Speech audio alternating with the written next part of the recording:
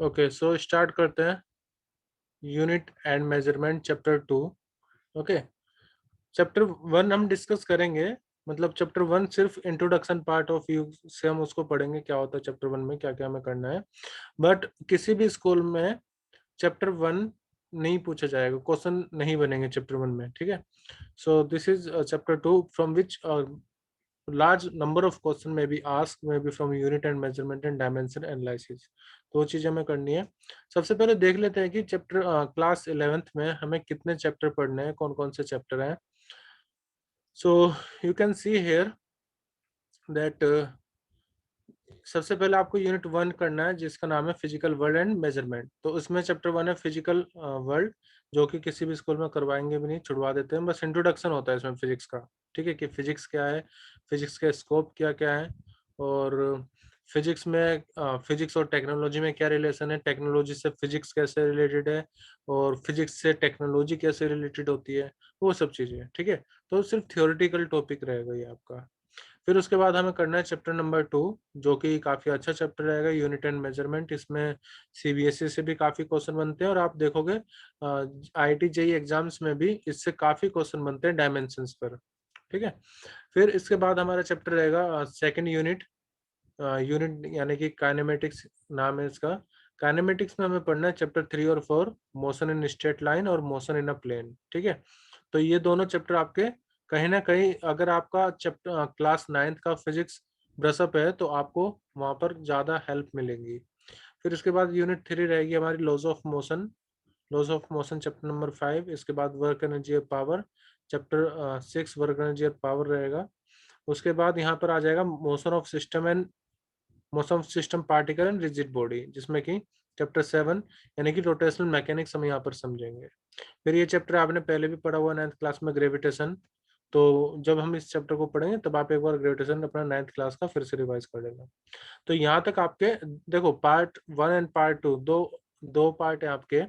तो यहाँ से आपका पार्ट 1 कंप्लीट हो जाएगा, यानी कि पार्ट 1 में आपके चैप्टर नंबर 1 से और ग्रेविटेशन तक सारे चैप्टर पार्ट 1 में रहेंगे।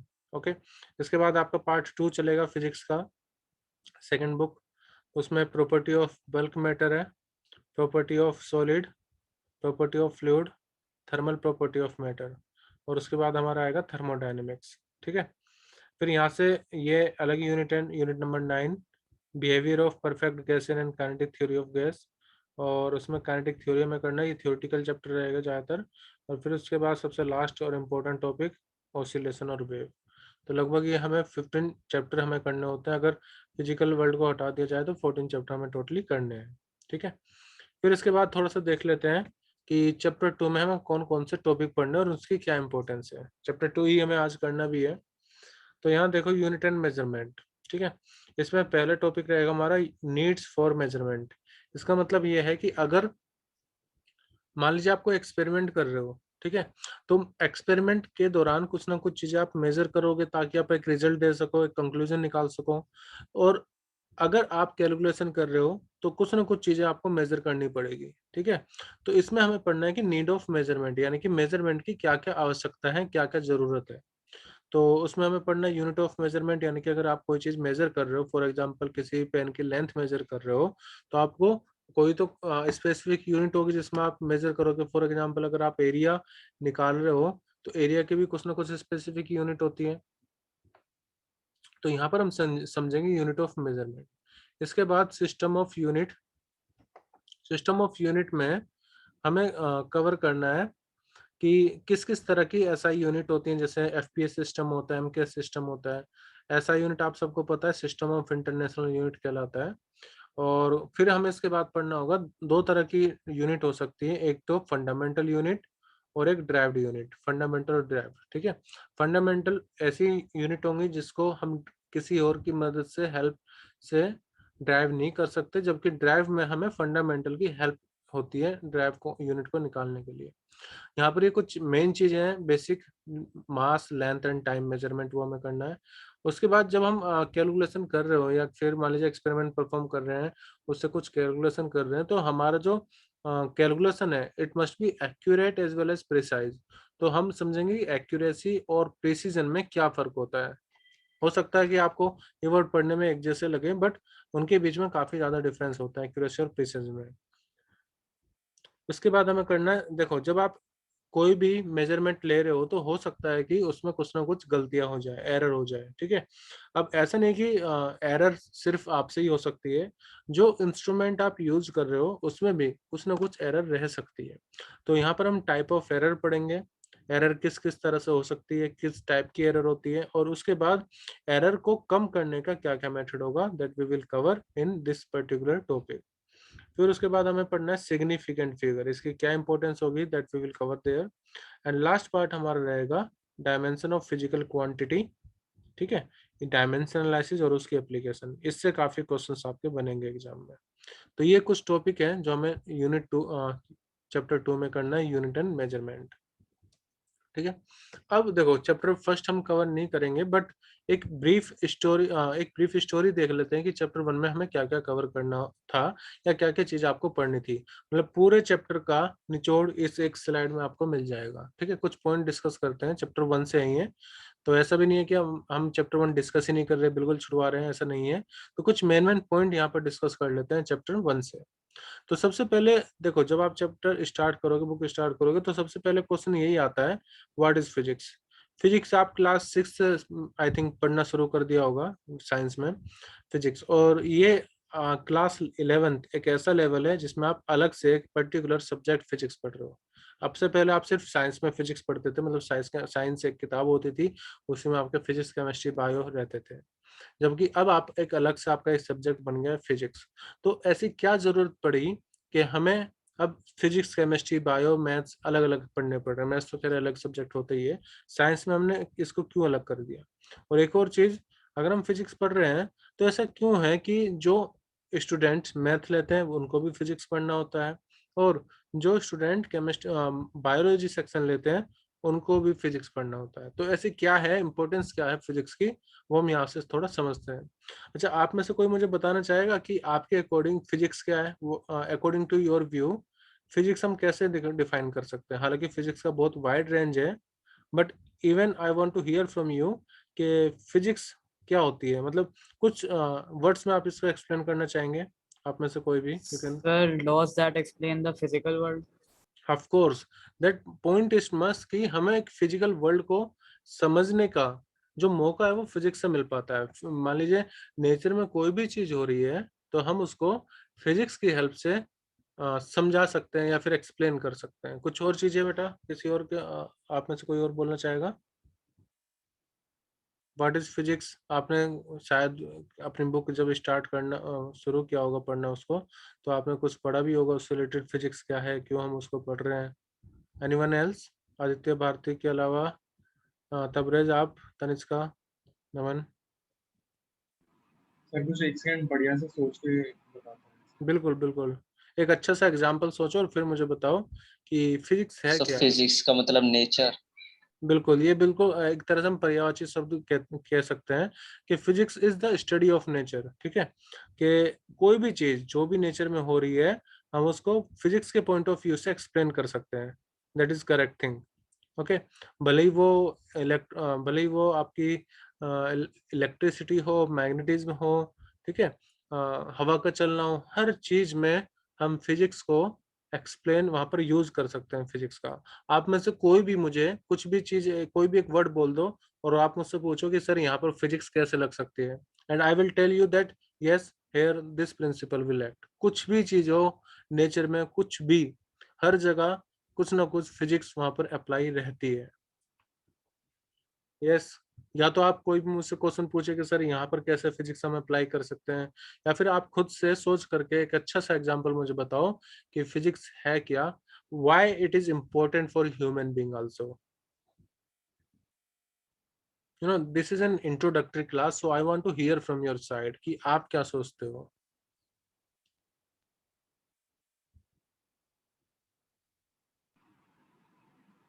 यस, एनीवन,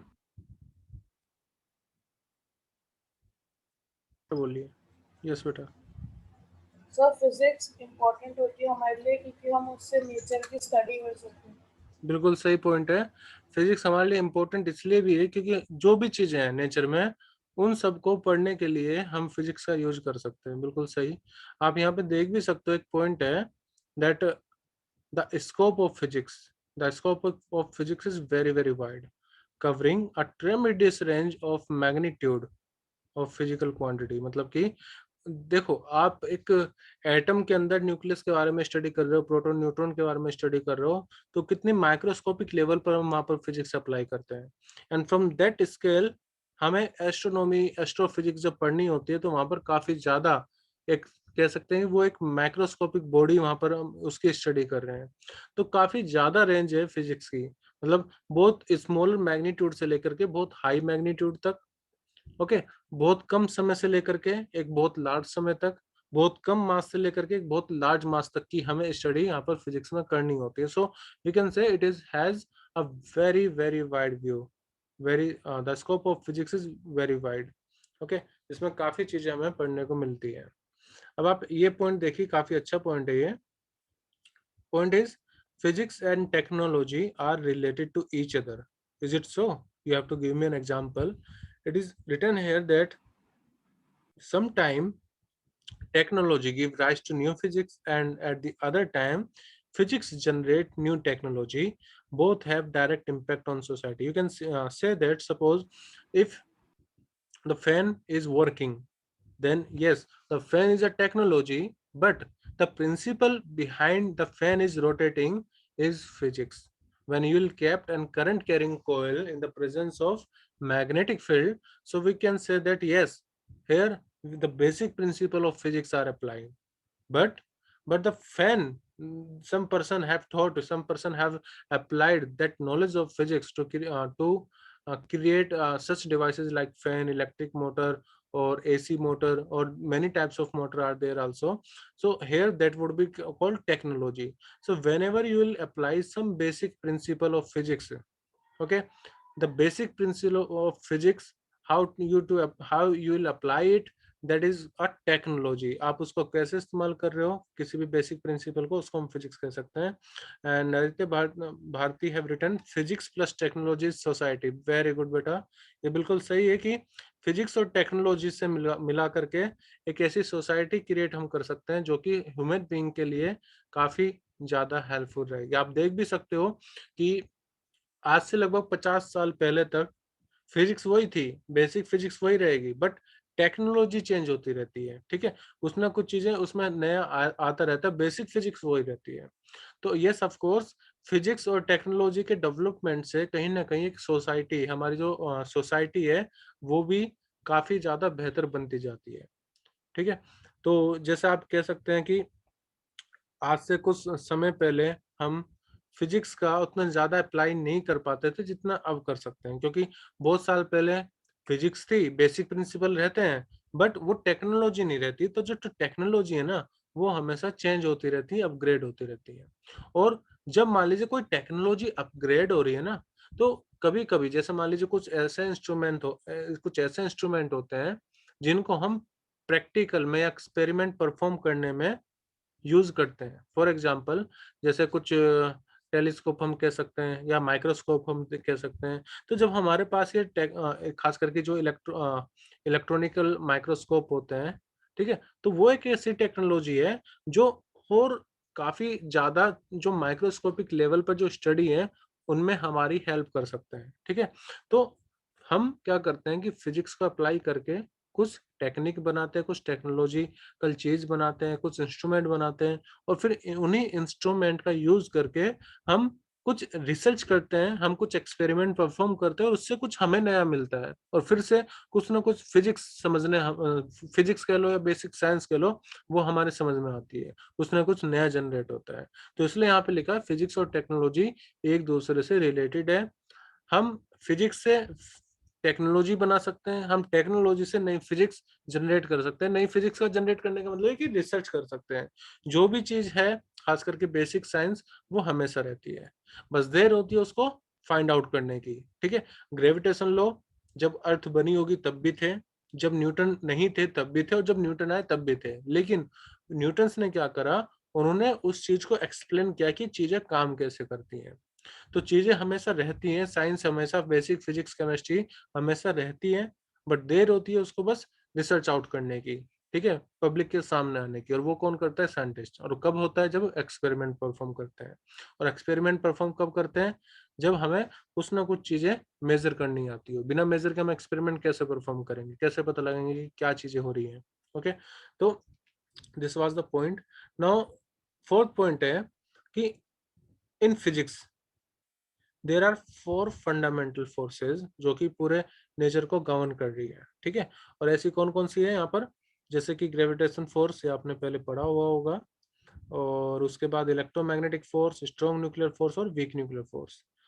ग्रेविटेशन फोर्स आपको पता है क्या होता है? 9th क्लास में हमने पढ़ा था। दो बॉडीज के बीच में जो ग्रेविटेशन अट्रैक्शन होता है उसको हम ग्रेविटेशन फोर्स कहते हैं। 9th क्लास में हमने पढ़ा था। और ये भी पूरे यूनिवर्स को, अर्थ को, मून को, सोलर सिस्टम को मेंटेन करने का काम कौन कर रही है? ग्रेविटेशन फोर्स ही तो कर रही है। सो हम कह सकते हैं ये जो 4 फंडामेंटल फोर्स है ये नेचर को गवर्न करती है, ठीक है। इसके अलावा आप देखो यहाँ पर ये इलेक्ट्रोमैग्नेटिक फोर्स, ये भी अपने आप में काफी इंपॉर्टेंट है। इसके बारे में हम डिटेल में पढ़ेंगे क्लास 12th में। Week nuclear force, strong nuclear force. So these are the basic 4 fundamental of forces. Okay. फिर पॉइंट नंबर 5, कुछ ऐसी चीज होती है the physical quantity that remain unchange in a process are called conserve quantity. आपने पढ़ा होगा conservation of energy, conservation of charge, conservation of momentum. तो कुछ ऐसी फिजिकल क्वांटिटी होती है, बेसिक फंडामेंटल क्वांटिटी, जो कि कभी नहीं चेंज होती और उसको हम कह सकते हैं कंजर्व क्वांटिटी। ये चीजें हमने पहले पढ़ी हुई है, ठीक है, कंजर्वेशन ऑफ लीनियर मोमेंटम या energy. Okay, so these were the some points from chapter 1. In last point is conservation law have a deep connection with symmetry of nature, symmetry of space and time. Other type of symmetry play a central role in the modern theory of fundamental forces of nature. एक point है कि nature loves symmetry, ठीक है, यानी कि काफी सारी चीजें नेचर्स में ऐसी होती हैं जिनमें कुछ ना कुछ सिमेट्री होती है। फॉर एग्जाम्पल, हम आपने पढ़ा होगा कि हम लाइट कैसे जनरेट करते हैं, मतलब इलेक्ट्रिसिटी कैसे जनरेट करते हैं? मैग्नेटिक फील्ड की हेल्प से। और फिर जो लाइट जनरेट हो रही है, लाइट से मेरा मतलब है इलेक्ट्रिसिटी जो जनरेट हो रही है, जब वो करंट किसी वायर में फ्लो होगा तो फिर से हम जानते हैं कि हम मैग्नेटिक फील्ड क्रिएट कर सकते हैं। तो यहाँ पर हम सिमेट्री अप्लाई कर सकते हैं कि इलेक्ट्रिसिटी से मैग्नेटिक फील्ड जनरेट की जा सकती है, मैग्नेटिक फील्ड से कहीं ना कहीं हम इलेक्ट्रिसिटी जनरेट कर सकते हैं। तो ये एक बहुत छोटा सा एग्जांपल है सिमेट्री का। वैसे तो काफी सारे एग्जांपल्स होते हैं सिमेट्री के। So the point is nature love symmetry. Okay, तो ये कुछ मेन पॉइंट थे चैप्टर 1 से जो हमें थोड़ा एक तरह से डिस्कशन हम कर सकते थे। नाउ बेसिकली एक मैं आपको एक वीडियो दिखाना चाहता हूँ। ये मैंने एक कॉस्मिक आइज है, तो यहाँ पर आप देख सकते हो, ये रेफरेंस मैंने लिया हुआ है। इस वीडियो को हम देखेंगे और इसमें हम ये देखेंगे कि हमें फिजिक्स में कितनी छोटे लेवल से कितने बड़े लेवल तक की स्टडी करनी होती है, या कह लो कि जो साइज होता है किसी चीज का, जो लेंथ होती है, जो हमें मेजर करनी होती है लेंथ या साइज, वो किस मिनिमम मैग्नीट्यूड से कितने मैक्सिमम मैग्नीट्यूड तक हमें करनी होती है, ठीक है। तो ये वीडियो काफी अच्छी रहेगी, इसको देखते हैं अभी।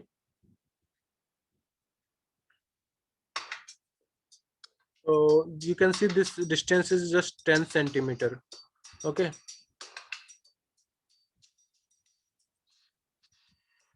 So now the distance has become 100 meters. As we are moving apart from that particular point, now it has become 10 kilometer. So we want to see that how much there would be a distance possible so that we can study physics from this point of view to a large point of view. Now that is a distance of 10,000 kilometers. Now it has become 100,000 kilometers. We are able to see other planets also. Now it is 10 billion kilometer, and here we are getting some other inner planets of the solar system.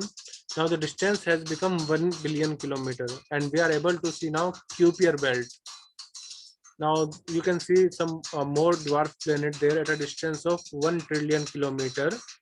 Now we are getting outer out clouds, which is at a distance of approximately 10 light years. Now this is an interstellar space, 1000 light year. तो light year एक unit है distance को major करने की, जो हम chapter 2 में पढ़ेंगे भी, ठीक है। Now this is a Galaxy, milky way Galaxy at a distance of 1 million light years away from here. These are local galaxy groups. Now there are a lot of galaxy present in universe. and this is 100 million kilometers. We have now getting cosmic wave. Now this is a uniform wave. Okay, तो ये अभी हम देख रहे थे कितने दूर तक हम देख सकते हैं, कितने लार्ज डिस्टेंस हम मेजर कर सकते हैं. अब हम अपने लार्ज देख लिया, माइक्रोस्कोपिक लेवल देख लिया, अब हम देखेंगे माइक्रोस्कोपिक लेवल, मतलब कि कितनी छोटी से छोटी चीजें हमें पढ़नी होगी. ठीक है, now we are getting things into smaller things.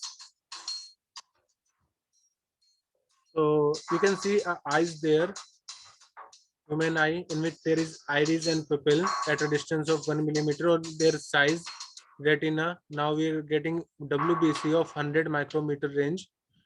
These are WBC, you have heard about it. Chromosomes only of 1 micrometer size. Now DNA 100 nanometer. Nanometer is another unit of distance, measuring distance. Now these are group of atom. आपने काफी बार पढ़ा होगा atom क्या होता है. Now we are getting some oxygen atom which have some orbitals. You have studied about orbital chemistry. तो आप इनका साइज देखो 1 पिकोमीटर, यानी जो एटॉमिक सेपरेशन है वो 1 पिकोमीटर 10 की पावर -9 की रेंज में रहता है. नाउ हम न्यूक्लियस के अंदर आ चुके हैं, और न्यूक्लियस के अंदर हमें प्रोटॉन, न्यूट्रॉन और कुछ उसके अंदर कुछ क्वार्क्स होती हैं. तो आपने देखा कितना मिनिमम सेपरेशन से कितना मैक्सिमम लेवल तक चीजें एग्जिस्ट करती हैं जिनकी स्टडी हम फिजिक्स में करते हैं. Okay, so this were the point कि सिर्फ इस वीडियो का ये मतलब था कि हम कितनी छोटी चीजों से कितनी बड़ी चीजों तक की स्टडी हम कर सकते हैं फिजिक्स में. Okay, so now here the chapter start, chapter number 2. You can see that first of all, since we are studying physics, so it is important for us that what are the needs for the measurement. Okay, you can see what are the needs of measurement हमें क्यों करनी चाहिए. Okay, so the first point here is to understand any phenomena in physics. देखो, जब भी आप physics पढ़ रहे हो, कोई एक्सपेरिमेंट परफॉर्म कर रहे हो, तो उस फिनोमिना को एक्सप्लेन करने के लिए आपके पास कुछ बेसिक नंबर्स होने चाहिए, हम जिनको कहते हैं कैलकुलेशन करके जो आएंगे. तो to understand any phenomena we have to take measurement. Okay, to perform experiment, result निकालने के लिए, उसकी थ्योरी देने के लिए. फिर सेकंड पॉइंट है experiment requires measurement, like we measure several physical quantity like mass, time, length, pressure. There are a lot of physical quantity we have to study, we have to take the measurement. Okay, last point is experimental verification of laws and theory also need measurement of physical quantity. देखो, कोई भी अगर आपको law देना है या theory देनी है तो उसके लिए आपके पास एक प्रूफ होना चाहिए. और प्रूफ कब मिलेगा? जब आप कोई एक्सपेरिमेंट परफॉर्म करोगे. एक्सपेरिमेंट परफॉर्म कब होगा? या एक्सपेरिमेंट परफॉर्म जब आप करोगे तो आपको कुछ ना कुछ मेजरमेंट तो करनी पड़ेगी. ठीक है, तो वहां पर आपकी मेजरमेंट की काफी ज्यादा आवश्यकता होती है. तो पॉइंट हमारा पहला यही था कि मेजरमेंट की नीड क्या होती है. ठीक है, so it was the theoretical point. So the first topic which from which the question may be framed is physical quantity. अब समझते हैं कि फिजिकल क्वांटिटी है क्या. ठीक है, तो मैंने आपको बताया कि फिजिक्स में जिन चीजों की भी हम बात करते हैं, there are lot of quantities. ठीक है, जिनको हम मेजर कर सकते हैं. तो जितनी भी फिजिकल क्वांटिटी जिनको हम मेजर कर सकते हैं उनको हम बोलते हैं physical quantity. Okay, you can see here the point is all the quantity in terms of which law of physics are described and whose measurement is necessary are called physical quantity. मतलब जो भी चीजों की हम measurement कर सकते हैं, मतलब मोमेंटम हो, मास हो और वेट हो, ये सब चीजें क्या कहलाते हैं? Physical quantity. फिजिकल मत रिलेटेड टू जिनका कुछ फिजिकल मीनिंग हो. ठीक है, फिजिकल क्वांटिटी कहलाती है. अब देखो, जब भी आप कोई मेजरमेंट करते हो, सपोज करो मैं आपसे पूछ रहा हूँ कि इसको आप इसकी लेंथ बताओ, तो जब आप लेंथ बताओगे, मान लीजिए इसकी लेंथ आती है 10, तो या तो आप सेंटीमीटर बोलोगे या आप मीटर बोलोगे. ठीक है, या फिर आप किलोमीटर बोल सकते हो, वो भी जो भी मेजरिंग डिस्टेंस हो. तो जब भी आप मुझे कुछ लेंथ बता रहे हो तो आप कुछ यूनिट का इस्तेमाल कर रहे हो. तो यूनिट क्या होती है? ठीक है, यूनिट. जब आप मास को कैलकुलेट करते हो तो आप किलोग्राम यूनिट का इस्तेमाल करते हैं. तो एक definite amount of physical quantity is taken as its standard unit. ठीक है, मतलब किसी भी चीज को जब आप मेजर कर रहे हो, किसी भी फिजिकल क्वांटिटी को जब आप मेजर कर रहे हो, तो उसका डेफिनेट अमाउंट हम उसको स्टैंडर्ड यूनिट कहते हैं. और जितने भी बाकी उसकी मेजरमेंट होगी वो हम बेसिक यूनिट में ही हमेशा लिखते हैं. Okay, after this you can see here the standard unit should be easily reproducible or internationally accepted. देखो, आपने आपने सुना होगा कि हम मास को या मान लीजिए वेट को हम क्या बोलते हैं, न्यूटन। न्यूटन क्या है, एक तरह से फोर्स की क्वांटिटी होती है, वेट भी होता है। हम आउंस भी बोलते हैं, कुछ और भी यूनिट्स होती हैं जिनमें हम वेट मेजर कर सकते हैं। तो जो भी आप यूनिट यूज कर रहे हो वो कैसी होनी चाहिए, वो इंटरनेशनली एक्सेप्टेड होनी चाहिए, मतलब कि जिसको हर जगह जाना जाता हो। फॉर एग्जाम्पल मान लीजिए आप यहाँ पर इंडिया में आज पढ़ रहे हो सकता है आप अपनी हायर स्टडीज के लिए किसी बाहर देश में जाकर के पढ़ो। तो मान लीजिए यहाँ पर तो सारी कैलकुलेशन आपने करी है एसआई यूनिट में, ठीक है, या एक ऐसी यूनिट में जिसमें आप अच्छे से फेमिलियर हो। लेकिन बाहर किसी देश में जाकर के आपको सब वही सारी मेजरमेंट किसी और यूनिट में लेनी पड़े तो थोड़ी दिक्कत आती है, ठीक है। हालांकि कर सकते हैं, बट जो भी यूनिट होनी चाहिए वो इंटरनेशनली एक्सेप्टेड होनी चाहिए, ठीक है, और इजिली रिप्रोड्यूस। रिप्रोड्यूस मतलब जिसका हम सही से अच्छे से इस्तेमाल कर सके। तो ये था फिजिकल क्वांटिटी और यूनिट। अब बात करते हैं फंडामेंटल यूनिट की। ओके, फंडामेंटल यूनिट क्या होती है? तो देखो, हमने क्या देखा अभी, फिजिकल क्वांटिटी। अब फिजिकल क्वांटिटी के दो पार्ट होंगे, पहला फंडामेंटल क्वांटिटी, दूसरा ड्राइव्ड क्वांटिटी, ठीक है। हम उसको यूनिट भी बोल रहे हैं और क्वांटिटी भी हम बोल सकते हैं। तो दो फिजिकल क्वांटिटी, ठीक है, हम फिजिकल क्वांटिटी के बारे सर में पढ़ रहे हैं। यस बेटा, वो सप्लीमेंट्री फिजिकल क्वांटिटी के बारे में नहीं वो पढ़ेंगे? हम करेंगे अभी, हाँ, वो जिसके अगली स्लाइड पर है बेटा, वो इसके बाद ही है, ठीक है। तो देखो, मैंने आपको बताया भी फिजिकल क्वांटिटी हमें पढ़ना है। फिजिकल क्वांटिटी दो टाइप की होगी, एक तो फंडामेंटल क्वांटिटी, दूसरा ड्राइव्ड क्वांटिटी। ये दोनों अभी हम देखेंगे क्या होगा, फिर उसके बाद सप्लीमेंट्री हमें पढ़ना है बेटा। तो देखो, those physical quantity which are independent, ये की पॉइंट यहाँ पर, जो कि इंडिपेंडेंट होती है अदर फिजिकल क्वांटिटी पर, ठीक है, उनको हम बोलते हैं फंडामेंटल क्वांटिटी। मतलब कि जिनको हम किसी और की हेल्प से डिराइव नहीं करेंगे, हमें मेजरमेंट ही लेनी पड़ेगी। मान लो कि आप प्रेशर निकालना चाहते हो, तो प्रेशर निकालने के लिए आपको फोर्स और एरिया चाहिए होगा, ठीक है। लेकिन लेकिन अगर आपको एरिया निकालना है तो आपको लेंथ चाहिए होगी, ठीक है। तो एरिया और फोर्स दोनों कैसी क्वांटिटी होगी, और प्रेशर ड्राइव्ड क्वांटिटी। जबकि फंडामेंटल क्वांटिटी क्या होगी, जो बेसिकली जिसके बिना आप काम कर ही नहीं सकते। जैसे लेंथ है, तो लेंथ को आप और किसी मेथड से कैसे निकालोगे, आपको तो लेंथ मेजर ही करना पड़ेगा। तो ये कुछ फंडामेंटल यूनिट होती हैं फिजिक्स में, जो लगभग यहाँ पर 7 दी हुई है, आपको देख सकते हो, ठीक है। तो पहला है MLT, बेसिकली MLT मास लेंथ टाइम हम कह सकते हैं इसको। ये तो हम हर जगह यूज करेंगे MLT को, ठीक है। तो लेंथ जिसकी एसआई यूनिट होती है मीटर, फिर मास जिसके एसआई यूनिट होते हैं किलोग्राम, टाइम सेकंड, टेम्परेचर हम एसआई यूनिट केल्विन में लेते हैं, इलेक्ट्रिक करंट एम्पियर, कुछ बुक्स में आपको एक और यूनिट मिल सकती है चार्ज की कोलम, ठीक है। ल्यूमिनस इंटेंसिटी कैंडेला, और अमाउंट ऑफ सब्सटेंस को मोल मोल में इस्तेमाल किया जाता है, ठीक है। तो ये हमारी 7 बेसिक फंडामेंटल क्वांटिटीज होती हैं, फिजिकल क्वांटिटी, ठीक है। ये फंडामेंटल क्वांटिटी है। अब इन क्वांटिटीज की हेल्प से हम बाकी की जो फंडामेंटल क्वांटिटी है वो ड्राइव कर सकते हैं। फॉर एग्जांपल, आपको एरिया निकालना तो आप लेंथ से ड्राइव कर सकते हो, ठीक है।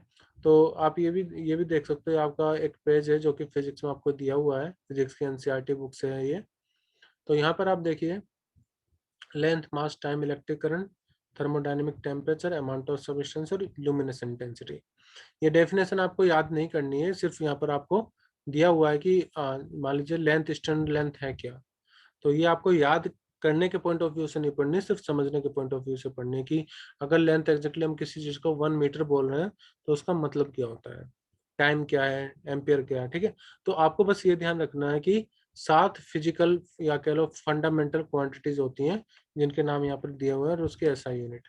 इसके अलावा कुछ सप्लीमेंट्री फंडामेंटल यूनिट होती हैं। सप्लीमेंट्री कौन कौन सी? तो इनमें दो होती है बेटा, आप इसके बारे में पूछ रहे थे सप्लीमेंट्री, तो इनमें दो होती हैं, एक तो रेडियन और एक स्टेडियन। ये दो बेसिक फंडामेंटल सप्लीमेंट्री क्वांटिटीज होती हैं।